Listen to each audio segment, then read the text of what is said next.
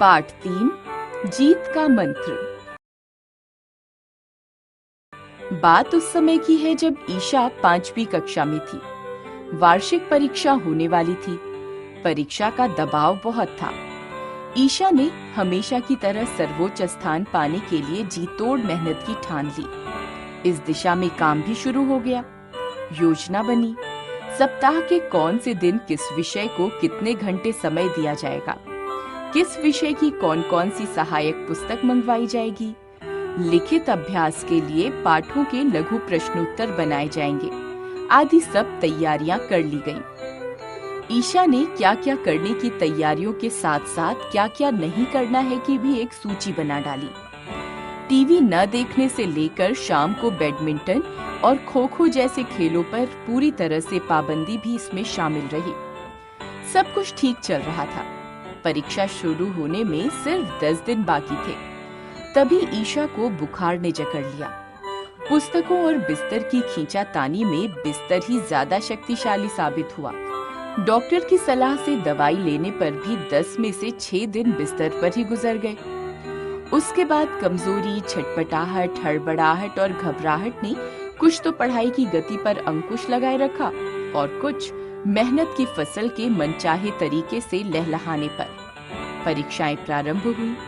सारे साल की मेहनत अपना असर दिखा रही थी। पहली परीक्षा बहुत सरलता से पूरी हुई तो टूटा हुआ आत्मविश्वास जुड़ने लगा।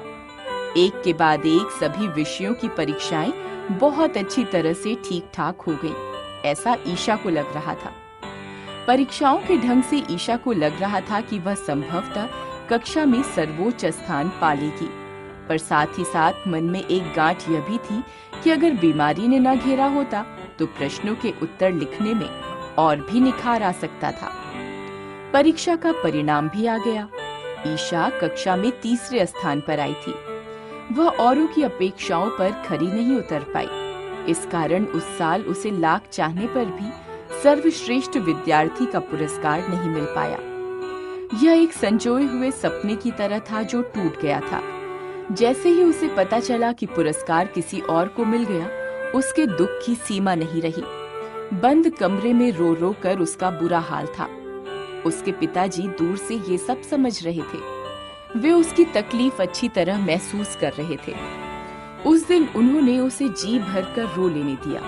अगले दिन उन्होंने उसे पास बुलाया और कहा, बेटा, जिंदगी में हार जीत लगी रहती है, पर हमेशा ध्यान रखो कि जब तक मन से हम नहीं हारते, हमारी हार नहीं होती। इसलिए तुम दोबारा प्रयास करो। मुझे पूरा यकीन है कि इस बार जीत तुम्हारी होगी। पिताजी की ये बातें उसके दुखी मन को हल्का करने के लिए काफी थीं। खोया हुआ आत्मविश्वास जैसे लौट आया। उसने अगली परीक्षा के लिए जोरदार तैयारी की, लेकिन इस बार उसने अपने मानसिक और शारीरिक स्वास्थ्य पर भी पूरा ध्यान दिया। पढ़ाई और खेल के समय का एक ऐसा संतुलन बनाया जिससे पढ़ाई को खेलों का डर नहीं सताता था और खेलों की खुशी और मस्ती पढ़ाई के बोझ तले सिसक सिसक कर दम नहीं तोड़ रही थी।